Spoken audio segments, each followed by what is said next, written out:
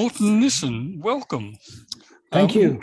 Morten is a professor at the School of Education in Aarhus University in Denmark and leads a research program entitled Rearticulating the Formation of Motivation. His research is focused mainly on theoretical problems of motives, collectivity, standards, and subjectivity, including the practices of aesthetics, social work, and pedagogy with young people. So Morten practices a version of Vygotskian critical post-psychology, emphasizing transdisciplinarity and the epistemology of practice. In 2012, he published The Subjectivity of Participation, and his book, Rearticulating Motives, is forthcoming. Now, I queried you earlier before we set this up about to try and work out exactly whether you're a researcher or a practitioner or what. Now, what I have is that you work as a researcher collaborating with psychologists and social workers who work with young people. Sometimes you interview the young people, participate in the activities, but the activities are activities of the institutions and projects to which you are not a member. And you summed it up nicely when you said, I was a psychologist practitioner who worked with young drug users between 1987 and 1990, but then I got a scholarship. Yeah. And thus our lives changed. But you have beefs with the practice of social work as it's instituted in Denmark and I think in many countries. What's your basic critique with the way social work is done? It connects to the word you mentioned, and I wrote it to you in the notion of post-psychology, which I think I should explain because I guess quite a few interested in the Vygotskian traditions are a bit skeptical about the word post. The way I try to use it is not to say that it's not psychology or something that comes after psychology, but it's a kind of reflexivity of what it is we do when we constitute something we call psychology in practice. So that's the reflexive part of it. And I think that for me also characterizes my approach to social work. It's being critical. It's not suggesting that we should rather have something different, which is not social work, or that we should leave it all behind. But it's a kind of reflexivity of social work and experiments with overcoming, superseding, moving, rearticulating social work. So this is what leads me to collaborate with practitioners who are sort of at the front line, you might call it, or that's how I see it, of developing social work, of getting beyond some of the problems. And let's list some of the classical problems with social work. It's always been a struggle historically. Social work is and has always been a kind of front line in the development of what we might call broadly welfare states or state welfare services. You can even say before it became state services in the era of charitable societies and so on, it was also a kind of battleground or front line in development. So the question is how to identify the tendencies and whom with which to sort of align oneself. So one of the great classical issues, of course, is that, between marginalization, the kinds of objectification that leads to stigmatization, individualization, and so on and so forth. That's a classical problem with social work, which it shares with, psychiatry. A lot of what goes on in psychiatric institutions can be seen as part of that sort of general problematic side.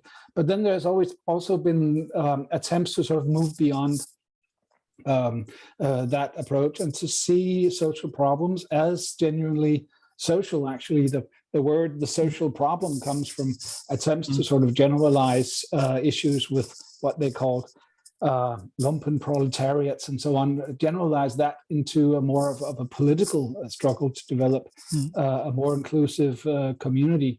And so that has a long history in and of itself. So social work has always been sort of trying to move beyond itself and been with a battleground for struggles like that.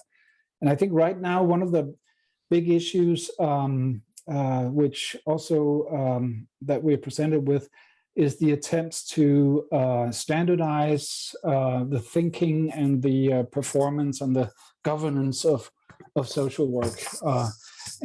So this is not just in social work, it's a problem for the whole of the welfare state, of the public sector, educational practices, even care practices, medical practices are being governed by standardization.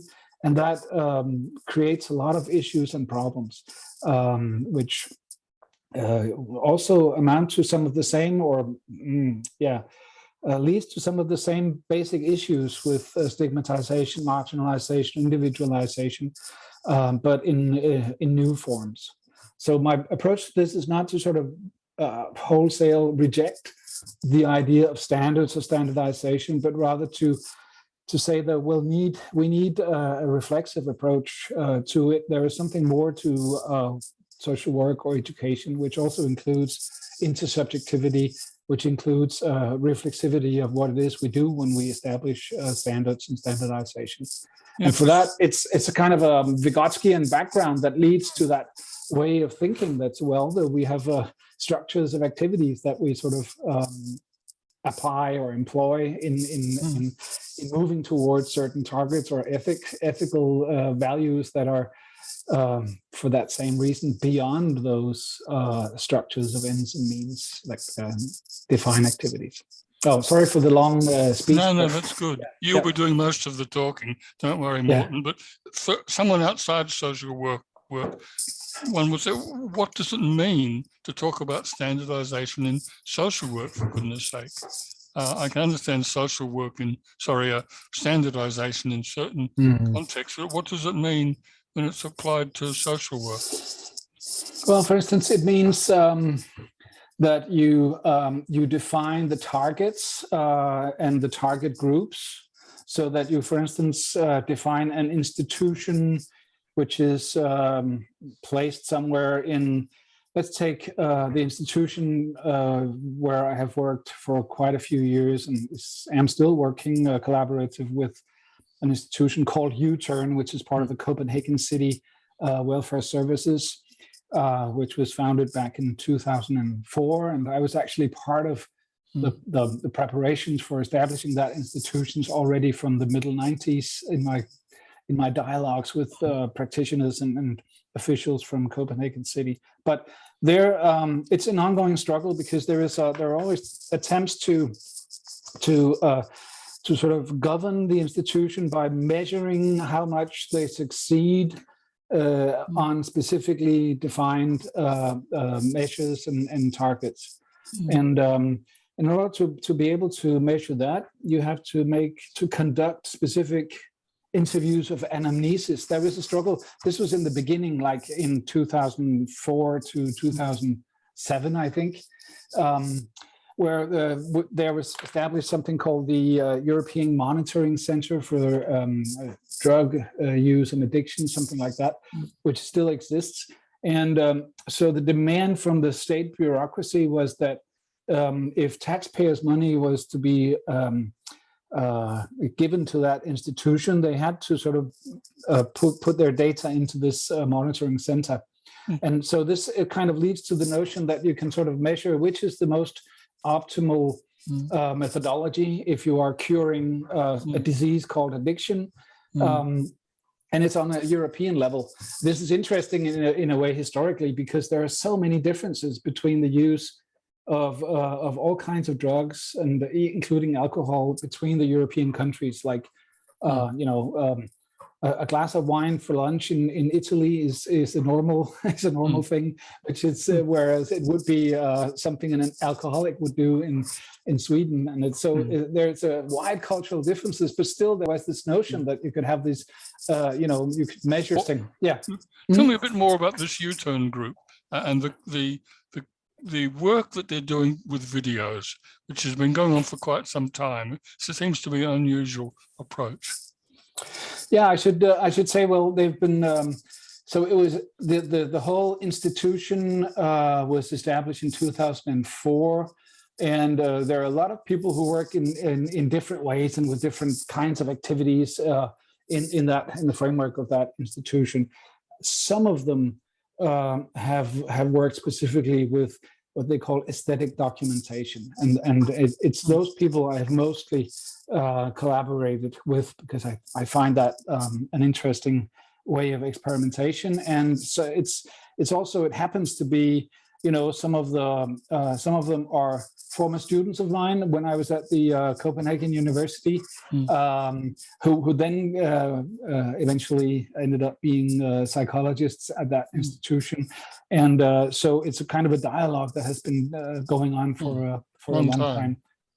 So the video projects is one of several examples of what they call aesthetic documentation.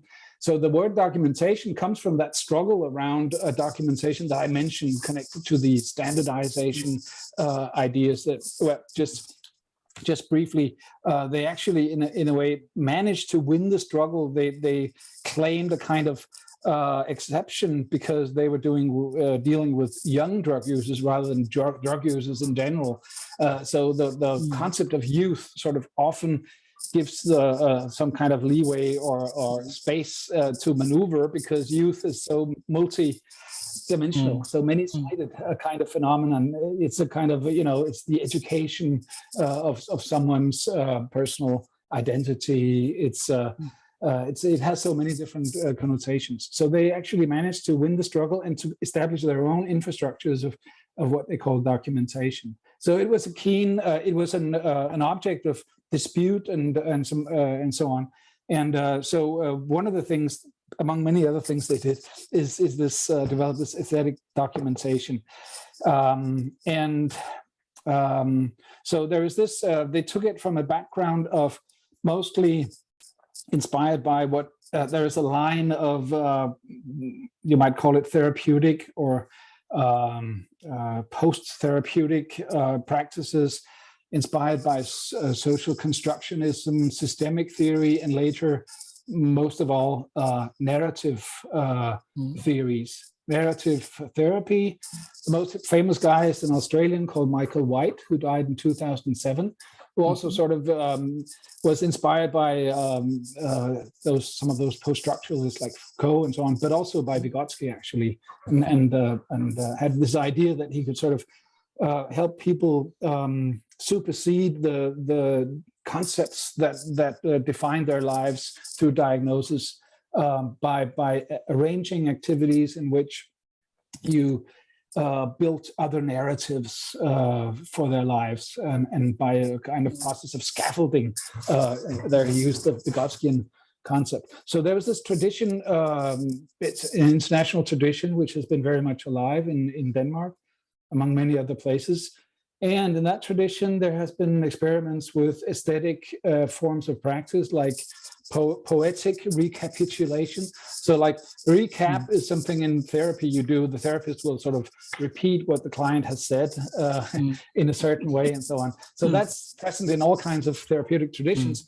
But they experimented in the narrative tradition with doing it in the form of poetry, like writing poems that would then be read aloud to the clients. And so there has been sort of different experiments with that. And so they took up these experiments and they sort of unfolded them at the U-Turn Institution into more sort of full-fledged aesthetic art productions. So they created music, songs, music videos. They had a whole music studio in the basement. They have made a more sort of classic, or well, now you could call it classic art videos. And besides the sort of usual way of using poetry as part of their counseling practice, they also sort of amplified it to become something that was meant for a public. And so turning it into a public thing and flashing it on their website and so on It makes a lot of a difference, I think, in many ways. And that connects, of course, with the cultural movement or tendency that we have seen, that whereas, being an addict or something with a mental problem and so on was shameful and something that you would be afraid to talk about and so on, which it still is to some extent, but there is a movement toward publishing it, towards displaying yourself with your addiction or with whatever kind of problem you have. And sort of in continuation of that movement, they have sort of worked on the publishing of what they call aesthetic documentation. So the videos that you talked about is just one out of several examples, and maybe I can talk later also about the writing groups, which is what I'm interested in right now. They have organized in collaboration with a poet who is, she's a psychologist, but she's also trained as a poet from the, what's it called, Academy of Literature in Copenhagen, and so this is what I'm currently working on. But in the video groups, what they did was they collaborated, and this is something they've done several times, not just they as counselors using aesthetic practices, but actually engaging artists who are more or less professional artists. In that field of aesthetic practices, there is a huge gray zone of people who are only more or less professional, because it's a difficult thing to live, a way of, make a living as a musician or as a filmmaker and so on. It's very difficult. So of course there's a gray zone, but they have sort of engaged with filmmakers. And in the article I wrote for your book on activity and what was it called? Collaborative projects. Yeah, collaborative projects. That's it. There was also an example of using videos and collaborating with a professional film director who was interested in doing this collaborative work with young drug users, because that's also a movement in the art world, what they call outsider artists, to involve people, other people, often marginalized people, into art productions. And so there's a kind of a fusion of interests in sort of overcoming our specific professional institutional practices. We as researchers try to overcome, the counselors try to overcome what they're doing, and the artists also try to overcome, the institution of art itself. And that mixture, I think, is really interesting. The avant-garde meets the marginal, so to speak. Yeah. Yeah. Look, in the paper that you've written reflecting on this work, I think just about the first line, you say the paper aims at understanding and cultivating motives by their materialization as aesthetic motives. Now, that's a fantastic sentence, and I'd like to basically examine it word by word. Now, materialization, understand that to mean you're referring to motives being objectified, made into things which you can look at. Yeah. So I would use the word objectified. So I just wanted to make sure that I'd got you there. Now, the thing that there's so many ways to go on this, but to go straight to the heart of it, you introduce the word motif. In English, that's, I would say, motif, but you point out that in the Germanic languages, a motive and motif have the same word. And of course, when you think about that, you think of the motif of a piece of music, and you understand, yes, that's sort of how we see this motive as what's sort of driving the piece. And it gives you a completely different understanding of what drives a practice. Could you tell us a little bit more about what's behind introducing the concept of motif into the conception of what is, I'll just use this term, driving a practice? What is the motive of a practice? Where does this lead? Well, there are a few different ways to approach it, but let me just first say that I'm currently writing a book called The Rearticulation of Motives, or Rearticulating Motives. And so it's, as you said, it's forthcoming, but I'm in the middle of writing it. I have a synopsis, I have a contract with a publisher and so on, but it's still a huge task to put it all together, because the notion of motive and motivation are at the center of really a contradiction within psychology. Psychology sort of defines itself as an attempt to scientifically objectify behavior, or what people do and how they think and feel and so on. But in so doing, they often fail to reflect what happens to subjectivity, what's going on when we objectify subjectivity, which is, in my view, there's nothing wrong with that in itself, but we have to reflect what it is we're doing when we're doing it. And so, so it has a huge sort of implication in terms of understanding the what we call the performativity of psychology as a science. And this is also one of the places where you could say the Vygotsky and the sociocultural historical activity theory tradition helps in a way, because it's also ambivalent, right? It's sort of in many phases from Vygotsky and on tries to say, well, we have the best kind of psychology and we want to establish a science of psychology on the basis of the notion of activity. And in other phases and in other ways, it's always moving beyond that sort of narrow disciplinary notion of a psychology, moving into a transdisciplinary field that includes anthropology and history and philosophy and so on. So it's a fertile background to take that discussion, and you need that kind of, that's what I call also a post-psychology. You need it if you want to approach the problem of motive and motivation, because it's sort of at the core of a contradiction within the project of a psychology. So that was a kind of more philosophical or meta-theoretical. So that's what I'm in the middle of. But I'll return to motive and motive. So this is one way of thinking what's going on when we objectify psychological problems or phenomena like feelings, emotions, motive, is to think of it in terms of aesthetics, as and there's a legacy of theories and philosophies of aesthetics that can help us understand what's going on when we objectify, which is there is a long philosophical trajectory of sort of the question is, should we understand our broadly speaking Vygotskian legacy as a realist science, where we create something that sort of represents, mirrors things that exist in reality, or should we understand it as a nominalist, a structure of concepts that are internally consistent?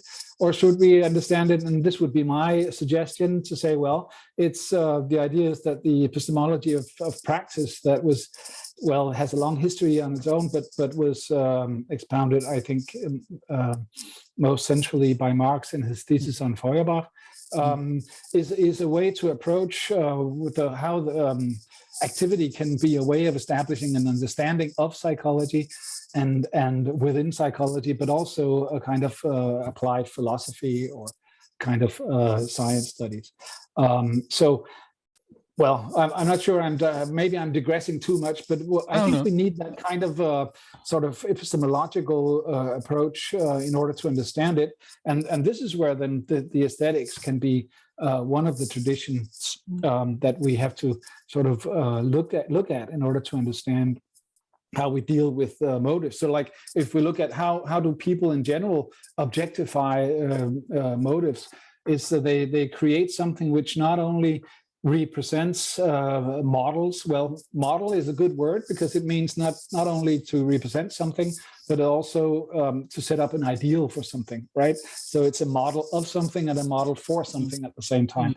So this is what artistic creations can do. They can sort of represent, but they also move in a certain way. So and in the discussions around aesthetics, and particularly these days, I'm inspired by the French philosopher Jacques Ranciere's theory of aesthetics, which he's one of the many French, what we might call post-Marxists, in the sense that it's the Marxist tradition. He was a student of Althusser in the 60s, and then he sort of moved on from there, but took, taking his Hegelian Marxist and also post-Hegelian legacy with him into that whole thing. So it's just one way. There are other ways too, but this basic notion of which I also write about in that article, that the idea of objectification, which is very at the center of the Vygotskian tradition, and especially as it has been philosophically reconstructed by Ilyenkov and yourself and others, is an important way in, and there is a simple mechanism in it, which is important to aesthetics, which is this is why the word materialization might anyway also be useful, because when we talk of objectification, sometimes people think of objectivity and think of certain, again, standards. Got this connotations in feminist dialogue as well, which is confusing. Right. Yeah.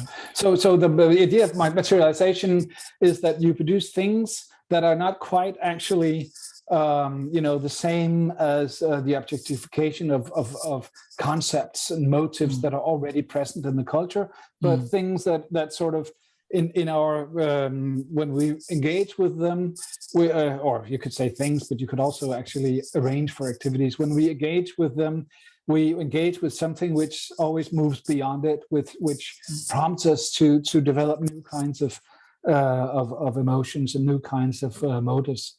And so the whole discussions about affectivity, which is very, at least in our corner of educational discussions in social theory about education in Denmark and the vicinity, affectivity theory is a big thing. And one of the main points is that it sort of affect is something more unspecific, more indeterminate than emotion or motive, which is already sort of conceptualized in a specific cultural, discursive form. And so I take that. I think there's a point in it. It can be exaggerated because we do more than stay with this indecision. but it's a moment in the constant sort of movements where we sort of move between materialization and the ordering of the material in conceptual semantic structures, which we can then call objectification, which is something that was already also present in the Hegelian Marxist tradition, and which is now sort of widely taken up by Latour and others, often without referencing this Hegelian Marxist tradition. So maybe again I digress a little bit too much, but I think it's important in order to understand what's going on when we sit in, for instance, in one of those groups. I did this the spring of 2021.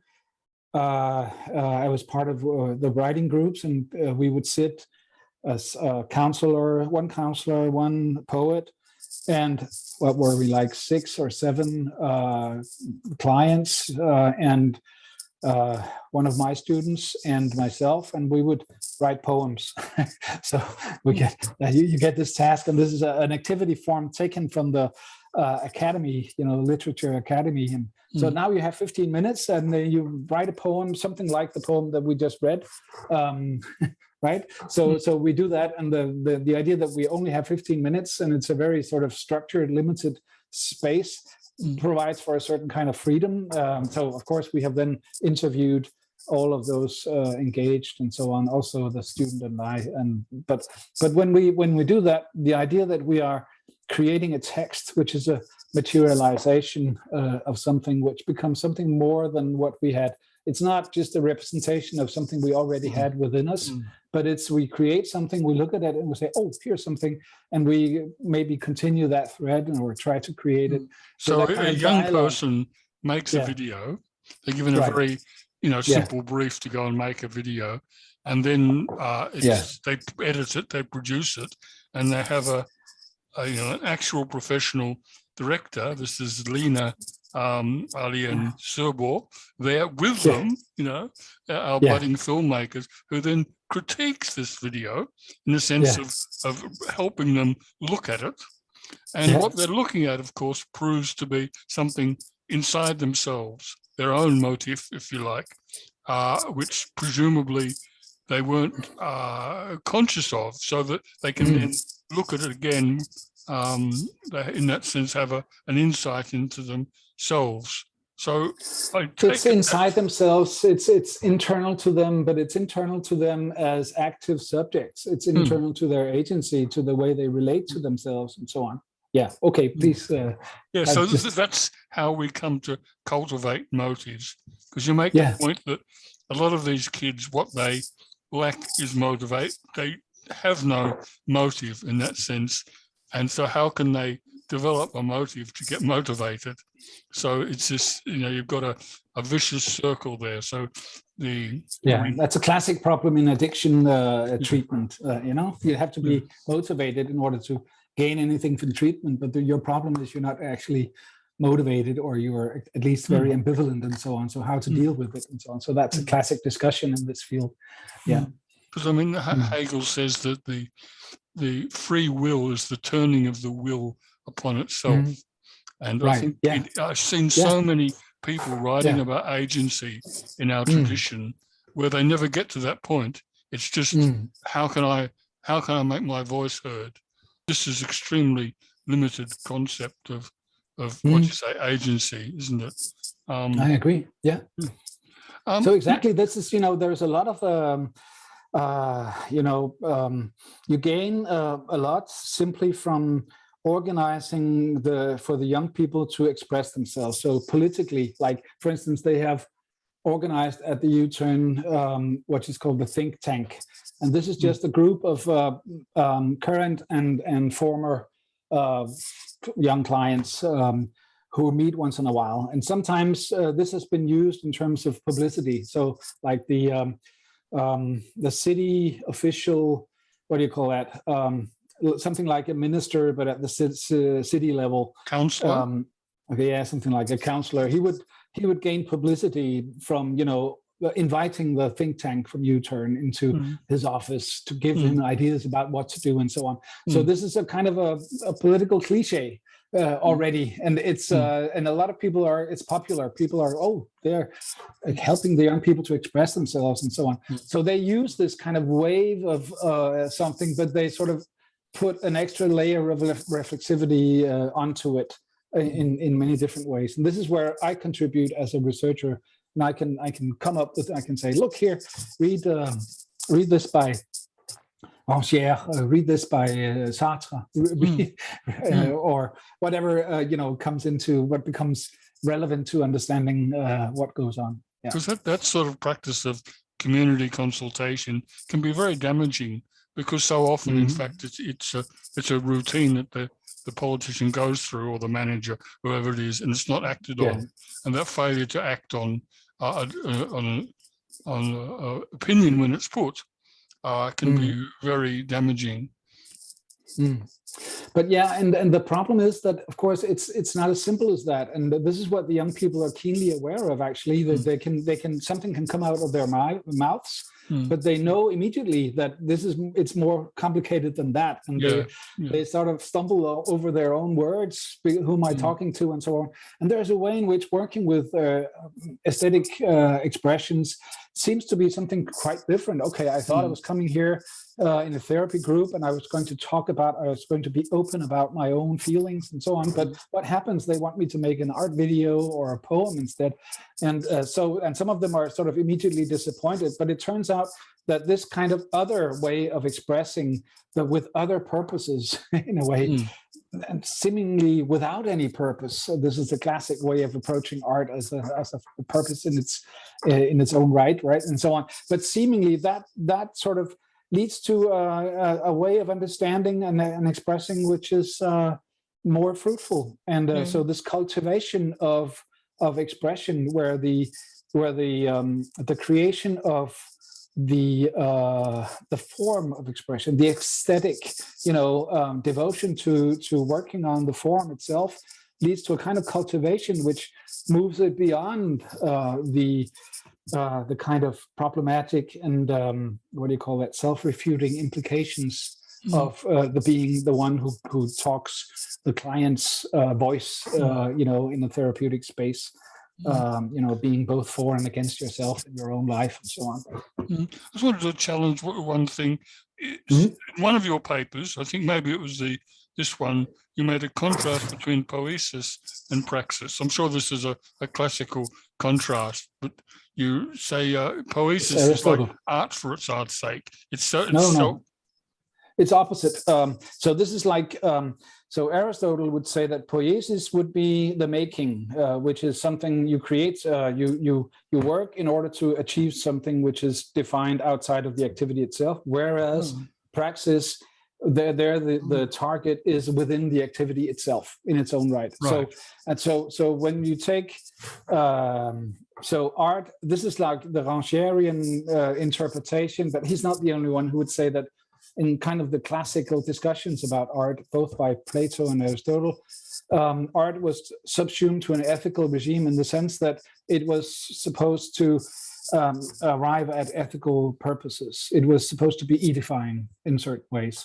And so there's a difference between Plato and Aristotle in how that is conceptualized, whether it's okay to present evil in your art, or whether that should be avoided.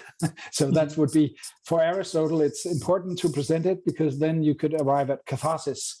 People would identify with the hero like Oedipus, and then it turns out, he ends up with nemesis because of his hybris of doing wrong and so on, even though he's such a nice guy. And so we would all be purified of our, of our vices through the identification. That's the catharsis. So this is Aristotle's theory. So he would say, well, it's okay to represent the evil and the vices, but it's only okay because it leads to the purification. And Plato would more specifically, stick with the representation of virtue as the purpose of art. So that's a classical discussion. But then the point is, it becomes something different from the Renaissance and on, because it's no longer subsumed to political, ethical, religious purposes only, but now also at least gets its own institutional spaces in which it seems to be unconnected to any immediate ethical or political values. And so it becomes art for art's sake. So in a way, it's no longer a poiesis, but a praxis in the Aristotelian language. But my point with it would be to say, well, look, we have to move beyond this Aristotelian distinction. And exactly, we can take Vygotsky and Activity Theory because, the point in it, well, one of the many points is to say, well, no activity is an island. No activity can be understood merely from its own, as standing alone, which is important because a lot of approaches to motivation and motives and so on simply assume that this is the case, like the big theory, the biggest theory, which is still something we could call a theory in the motivational psychology, which is called self-determination theory by Rhine and Deci, simply assumes that an activity can be understood as such in its own right. And then there is the person's attempt to find out whether it matches his or her own ethics and strive for autonomy and so on. But they don't, conceptualize activity as something which is in a web of connections of intentions and purposes and exchanges and production and so on. They don't just think about that. So that's where activity theory is really important as a correction to that. And that also overcomes that sort of dichotomization between praxis and poiesis in Aristotle, in my view. And this is where it links to Ranciere's theory of aesthetics too. What do you make of Alistair MacIntyre's contrast between the internal and external rewards of a social practice or activity? Do you MacIntyre's, you have to help me there. I don't recall that. It's not limited to MacIntyre, but he's a British I suppose you say, ethicist. Yeah. His particular contribution was to promote virtue ethics. And Yeah. he says that his basic unit of analysis is a social practice, which is essentially an activity. So I take what I learned Right. from McIntyre Oh yeah. to contribute to my understanding of activity theory. And he refers to the internal reward that the participant gets from simply, if you like, doing a job well. Yeah. And the external reward, for example, the fame and payment you get for Right. doing it. Does this relate to the issue here with I guess it does. As far as I remember, I read McIntyre's After Virtue, which I think was a phenomenal work. But there's a way in which so his, as far as I understand him or understood him, he was part of sort of a resurrection of Aristotelian approaches to practice, a new Aristotelian ethicist, as far as I understand it, which is in many ways useful because it's an understanding of practice, and he puts the notion of practice at the center of ethics, which is, I think, a good move.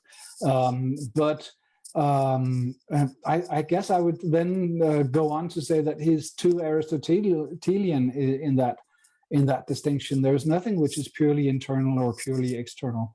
It always sort of moves beyond, and those are should be thought of in a more Hegelian terms as moments that are sort of constitutive of each other rather than as two different kinds. So yeah, and I guess that relates to. I was very inspired by. So this is my big mentor in my sort of amateur philosophy, or one of the most important mentors is the Danish philosopher Uffe Juul Jensen, who wrote, for me, a very influential paper for a volume on activity theory, which is called Philosophy Just in Time, where he discusses activity theory as a theory that approaches how we culturally produce and develop categories. And he criticizes, I think it was in that same article, he takes a discussion of McIntyre and the utopianism that McIntyre sort of by painting a picture of a harmonious, kinds of Aristotelian practice as opposed to the globalization and the destructive mechanisms of globalization and so on. And so we have to move beyond that kind of dichotomization and that kind of utopianism. And for me, that has been a really important philosophical inspiration, and which, among many other things, it led me to reading Ernst Bloch. Because in my view, he has basically the same point in his philosophical reconstruction of hope, of utopia, and mostly his work, The Principle of Hope, where he sort of problematizes what he calls abstract utopia, which are actually end up being just mirrors of or reflections of the given relations, whereas what he calls concrete utopia, which are sort of the active tendencies which are practiced and which are sort of moving toward some kind of new social or cultural forms, is a better way to think of utopia, always as something which is sort of internally present within the contradictory development of practice. This was in the spring of 2020. I was going for a sabbatical. I went to Paris, that was, of course, interrupted by the COVID. So I only spent 6 weeks there. But luckily, I made some nice connections with which I could continue with, through technologies like the one we are using right now, Zoom and so on. And there was the most interesting group I came across was a group around a philosopher called Bernard Stiegler, who's a philosopher of technology. And so it's a strange mixture of kind of Derrida and critical theory, and at the psychological end of it, psychoanalysis. But it's with the basic point that that our nature is what he calls exosomatic. That it's basically the same fundamental idea which is in Vygotsky, which is also why Stiegler in his later years actually discovered Vygotsky and tried to sort of learn from that whole tradition. And this is where I was, suddenly I was giving talks about Vygotsky's theory of this and that in what was a strange environment in a way, because very few things have been translated into French. And with the French, it has to be translated. They don't, or very rarely, read anything but in French. So I was reflecting on what is it actually that the Vygotskian tradition offers, and how. And this would be my project, and still one of my projects with my book is to say, well, look, I can offer something better to you than another reinterpretation of the Freudian heritage. I really appreciated that quote you gave from the Danish philosopher Jensen, was it? And I immediately sent the quote to Tim Dornan. Tim is a medical fellow, sort of my generation, if you like, in Britain, and he's been introduced to chat as well. And we had a discussion recently with him and some others about how decisions are made in the hospital system. And he said, Andy, doctors don't make decisions, really. They don't know that they do. And what we arrived at was the formulation that doctors do what they believe a good doctor does. Right. And that was in tune also with your concept of motive. It isn't, I want to achieve this. Exactly. This is my object. This is how I'm going to get there. And especially for young people, you don't, as a youngster, set out to implement specific goals.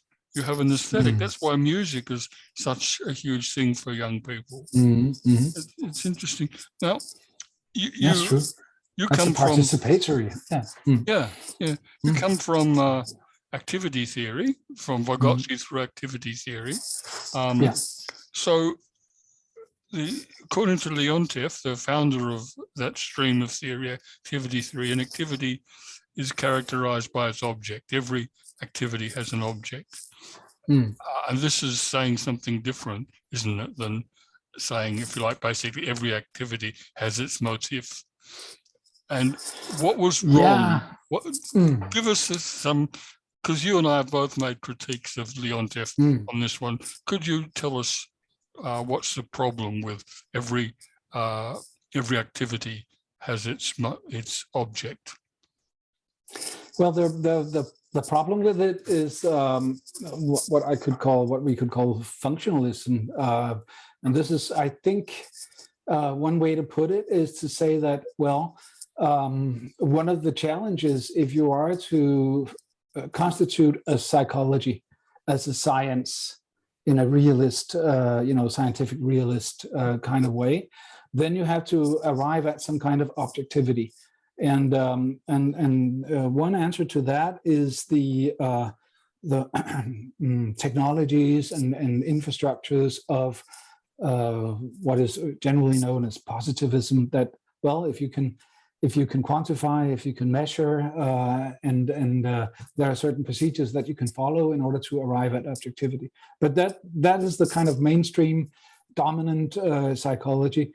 If we look at then other kinds of psychology off mainstream, including the cultural historical activity theory version, the other approach to arriving at objectivity is to lean on the standards of institutional practices. So the vocabulary, the conceptualizations of what it is to be a good doctor, what it is to be a good teacher, and so on, is articulated or are articulated theoretically. And the general sort of purpose of doing that is not just to reflect it, to articulate it as within the common sense of how practitioners usually understand it, but actually to move it On from there, it's a kind of a suggested innovation. It's so like if we take the practices of education, which is the largest field where Leontiev's theory has been applied and used. We could take the innovations of Davidov and his students like Marianne Hedegaard and Jürgen Lomscher and others, who sort of developed innovative new forms of teaching based on the theory of Leontiev and so on. So this is how I think this is how it works. Now the problem with constituting a psychology like that is that you are kind of approaching subjectivity as if it were immediately understandable as an expression of the objects of activity. So there's a two-sided nature of Leontiev's theoretical approach. He wants to establish a psychology. He wants to illuminate the subjective side of what people are doing, but he does it through understanding activity, which is a materialist approach, apparently. But when he approaches activity, it's through the idealized conceptualizations of the standards of activity. So even though he tries to sort of move them move them from the specific sort of ends and means that can be formalized and so on toward what is the real or ideal purpose of like learning activity and so on, it's still conceived as functional. So it's connected to what can be called social needs, which is a kind of idea that it's not conflictual, not contradictory, but something which can be established neutrally, scientifically, and in a way it matches Leontiev's, the place of Leontiev's science within the Soviet society, where there was a very sharp limit to the political discussions about how to organize institutions and so on. But of course that was not only in the Soviet Union. That was is a more wide phenomenon. This problem of the division of labor between the disciplines and how that connects to politics is a big part of it. And you can sort of hide behind the sort of the white cloaks of science. You can claim to be a scientist. I'm just a scientist, and so I only speak the truth, and it's objectivity in a specific way. But it leads to then to the problems that you leave out all the contradictions, and at the end, in fact, the development. But of course, that's a sweeping statement. And if you look more closely at what goes on with people who uses Leontievian theory, like the Engström, the Finnish tradition, and the English readers then of Engström, like Edwards, and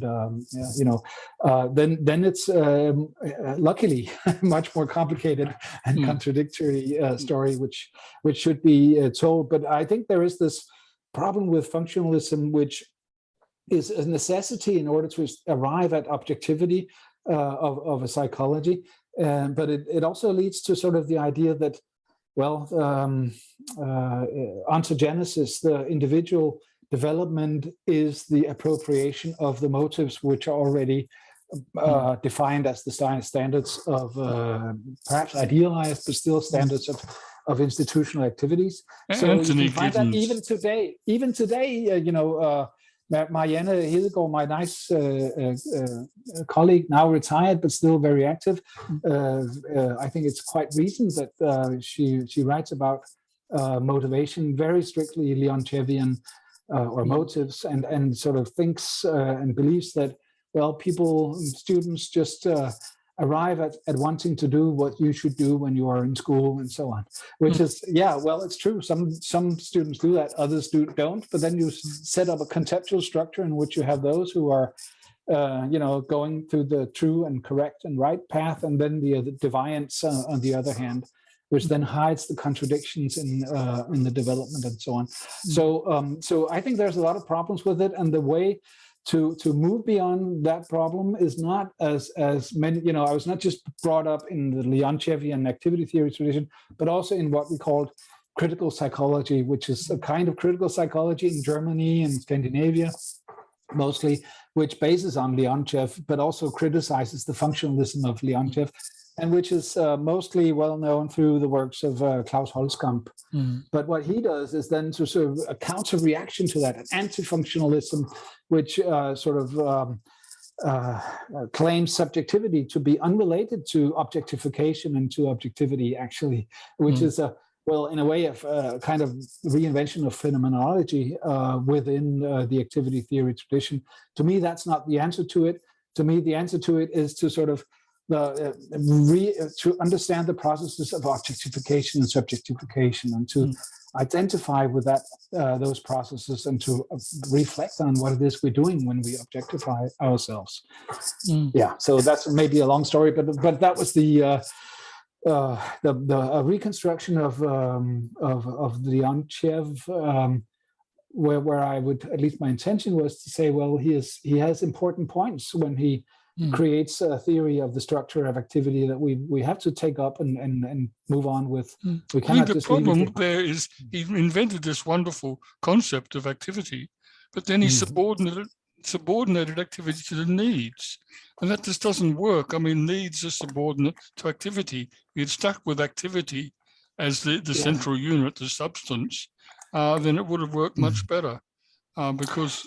you could say that, but then, the idea that activity creates new needs, that's what he writes, right? It begins with, he takes it from Marx's, I think it's in what's called the Grundrisse, right? That it begins with money, capital, money, but then it's turned around into capital, money, capital, and that sort of slight change. It's the same with needs and right. An activity, right? You begin with doing something to meet your needs, but then in the end you meet your needs in order to be able to do your activity. Activity is a sufficiently concrete concept that it can work as the basis, whereas need, you're left with like a natural evolution, the theory of natural evolution, where nature sort of extends into artificial needs and produces this kind of automated cultural evolution, which I think is very problematic. Can I change topic? Yeah, you have to lead just briefly. You have to sort of deal with the notion of what we might call life functions, and the functionalism that is implied in us as a species and as individuals reproducing ourselves.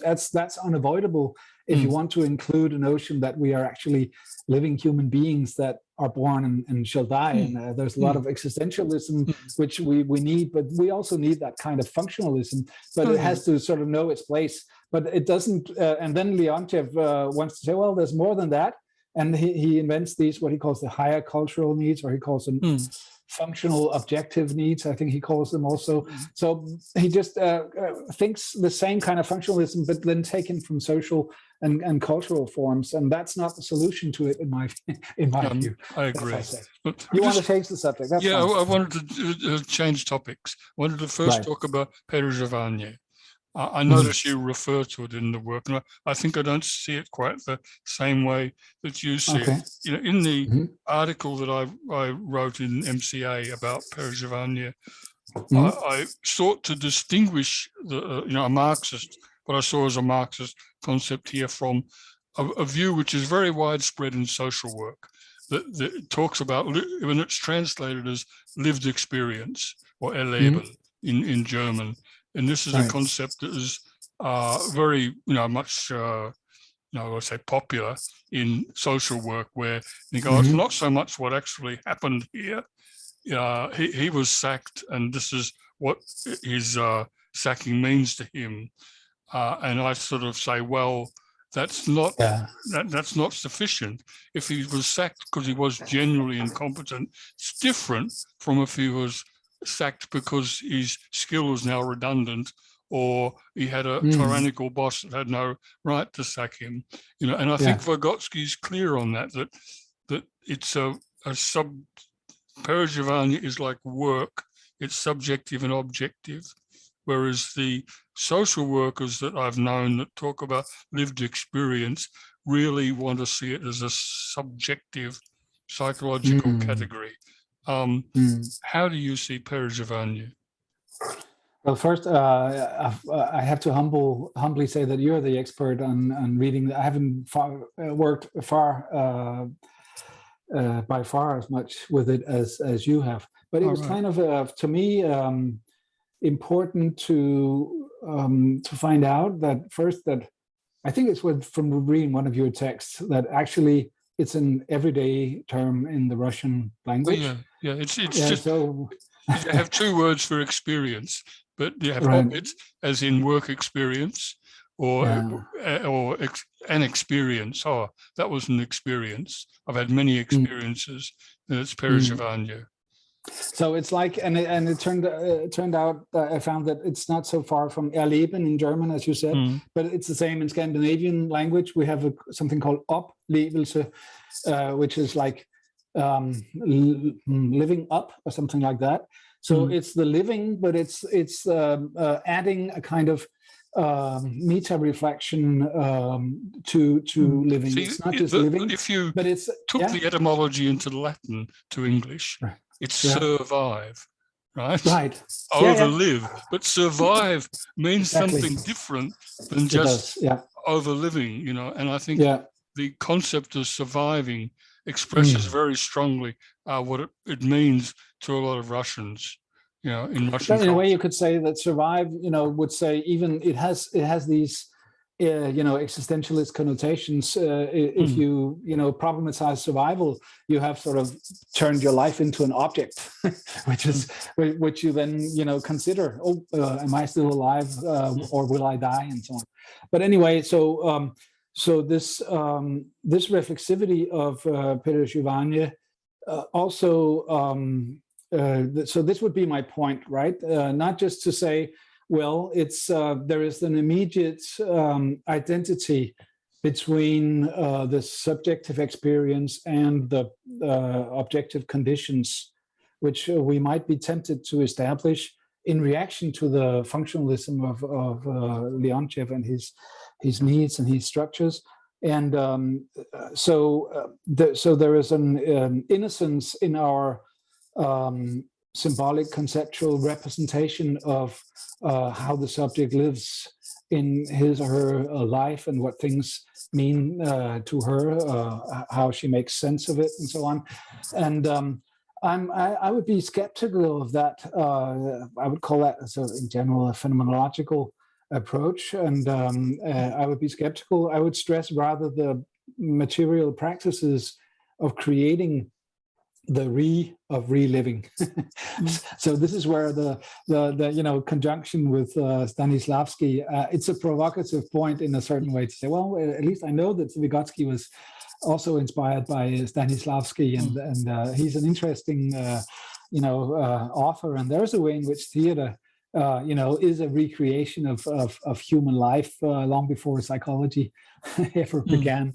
So this idea that actually, well, okay, so the reliving is a performance in the sense that you could take from like the philosopher Judith Butler or the anthropologist Emily Martin, where performance is not just doing something, executing something which is predefined, but it's also displaying something reflexively, so that is in the notion of performance and when it connotes to theater and so on and so forth. So this idea that when we are creating, when we are talking about, when we are writing about, when we are enacting an experience, we are doing a practice, we are materializing experience. And I think that's, and to me, a correction to some of the, what I would call subjectivist or phenomenological tendencies or reactions within the Vygotskian tradition, which are well founded in their critique of the functionalism of sticking to the standards of activities as such, but in my view are insufficient to actually move beyond it. We need to sort of rather move beyond our idea of a psychology, which still structured the scientific realism of Holzkamp, but also González Rey, as I read him. Now, Maybe I'm wrong, because I know that, Holzkamp, I have read most of what he's ever written, but that would not be the case with all that González Rey has written, especially, of course, because he's written both in Russian and Spanish, most of it, I guess. Yeah. Nowadays, chat and Vygotsky's following, if you like, has to interact. I mean, put it this way, young people today tend to read Foucault rather than Marx in a large extent among radical young people. And I know that you engage quite a lot with post-structuralism. I'd like to, in one of your papers, when you were about to launch into critique of a number of writers, you made a nice thing. You said something like you wanted to remind the reader that we are among friends. And I thought that was a nice thing to make sure you weren't misunderstood when you were critiquing people, because, of course, you only critique a writer if they have something useful to say. So, given the importance of understanding Foucault, especially in these times, because I read what you wrote about Foucault and I appreciated it very much. Could you tell us about Foucault as you see it? Well, I remember, well, this is just an anecdote. We're back in 1990, when is it? Something like that. And I'm a year into my PhD scholarship, and we're in the basement of Holzkamp's and Osterkamp's big villa in West Berlin at the time. So visiting them, and I was given a stipend which was about the user's impression of an influence or perspective on an influence on psychosocial work, as it was called. And so I was diving into this whole field, and it appeared to me more and more strongly that a key reference in that would be Foucault and his work, Discipline and Punish, and the history of madness and so on. Or Madness and Civilization in English, sorry. So I was discussing that with Ole Dreyer, who was my supervisor and who was there, and he just said, well, you shouldn't, don't spend too much time on Foucault. To him, everything is just power. So, and that's insufficient. And then I began, of course, to read Foucault, even though my supervisor said that. And I found it really inspiring and very useful. And indeed, it is true that that at the bottom of Foucault's, if you think of it as a social theory, power is more fundamental than production in the Foucauldian approach. And you point out that your typical public servant in Denmark is schooled in Foucault, knows all about power. I thought that was a clever irony. It is, because then you get the split, right? That you are sort of schooled in Foucault, but you are pragmatically engaging in the structures of power, and there's the limit to how far the Foucauldian reading has helped you. But on the other hand, Foucault, to me, it's like, I don't know, I think I once said in a lecture to students who were very surprised that there is a way in which it's like reading Foucault is like reading Hans Christian Andersen or listening to the Beatles. There is no way to avoid it. I mean, it's just a great work, and you have to engage in it and to learn from it, and of course criticize it, because every philosopher, every theorist must be criticized in order to engage productively with it. And Foucault was,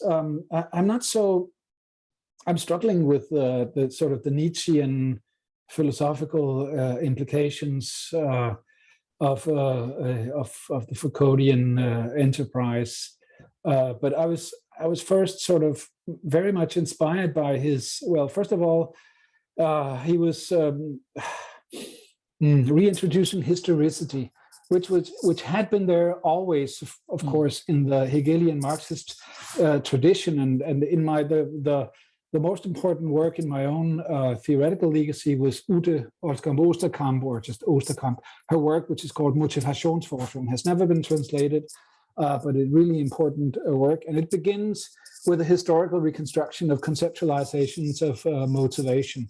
So it's in the tradition of Marxist ideology critique, but it's in that kind of historicity of reconstructing ideology, and it's a great work. And she makes a lot of the same points that have been made later by other more Foucauldian theorists. And of course, philosophically, Foucault's genealogy is not quite the same as a Marxist reconstruction of history, not even a Ernst Blochian kind of approach to it. But there are many points which I think are overlapping. So that was first my enthusiasm that, you can look at the historical movement of how certain practices are constituted, how are the semantics, which means the relations between ends and means and subject positions and objects or object focuses of activities, how are they developed? How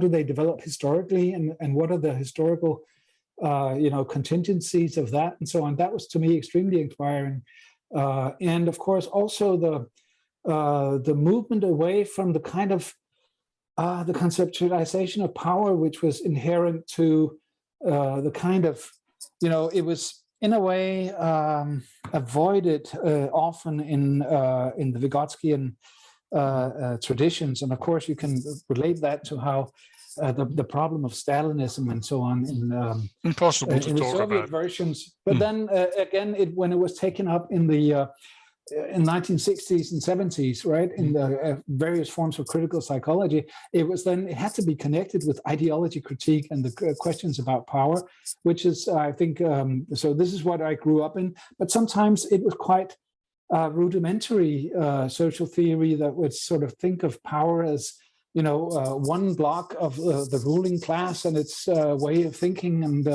exertion of power, including in the most interesting work, which I mentioned, Osterkamp's theory of motivation. She had this concept called die Herrschende, the ruling, which is like this kind of, I as a person I stand against those ruling, and I then collaborate with others in standing against. This was just a too simplified way of understanding how power works. So this notion that we are engaging in power when we objectify, when we are relating to each other and ourselves, this is unavoidably also a relation of power. And I first learned that through Foucault, and only then later I realized, a lot of it is already present in Hegel and his dialectics of recognition. So you must know, I was brought up as a psychologist, and only gradually did I realize that I had to read philosophy in order to understand psychology. So I began, of course, with Marx, which we did in the 1970s and 80s. And then I remember reading Ilyenkov's Dialectical Logic. I vividly remember going on my way to the second activity theory conference in Lahti in Finland in 1990. Right. And so realized, there is something in Hegel and Spinoza which is more interesting than merely something which was wrong, which then Marx corrected. And but to me that has been a long story, and it still is. I mean, I'm still an amateur philosopher. I haven't been through that sort of beginning with the ancients and then working my way up into current philosophy. Yeah. And by the time you've figured it out, you're ready to die, and that's it. Yeah, that's it. The young ones have taken over, and they're beginning all over again. Maybe I'd like to return to the question of the practices of counseling and social work, and how that is also a Vygotskian. As I said, the psychologists and the counselors that I work with have been originally more inspired by narrative therapy and systemic constructionist, post-structuralist approaches and so on. But then gradually it turns out through the collaboration that, beneath that level where you're interested in sort of the activities and how you work with the expressions, and also work with the reflexivity of saying something is not just something which is true or untrue coming out of your mouth, representing something more or less, but it's actually an activity in itself, which has certain purposes and leads to certain things which you're only partly aware of and so on. All that is fine, but then underneath that whole thing is a kind of an ethics of which is an interpretation of what it is to work with people in the framework of what we might call a welfare state. So there is this you might call socialist ethical approach to the meaning of it, which we have in common, and where even those psychologists who are often more interested in discussing Ranciere and so on with me will go back to, well, this is what we call critical psychology, which then bases on the Vygotskian approach. So there is this tradition which is alive even through all these reinterpretations and rearticulations that we have to engage with all the time, because there are so many ways in which we are we have to sort of try to catch up and try to find out, even including, of course, now the important thing is to understand the climate crisis and how that has to make us rethink the way our lives and our practices are embedded in processes of life that go beyond us and so on, which is, of course, also an old philosophical theme, but we have to engage with that right now. But even through those rearticulations, there is I think a strong current which is alive and which you find. So some people who apparently are doing something quite different, like systemic or constructionist, post-structuralist work. If you learn to know them better, you will find that, well, there are tendencies in those traditions that are enormously important to the overall ethics. We're all wrestling with the same problems. Right. Yeah, exactly. Yeah.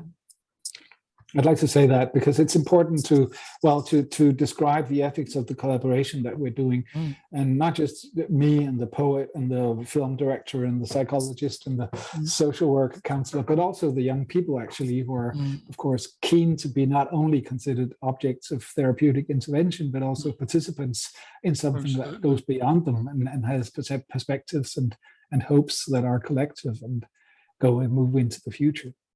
Great.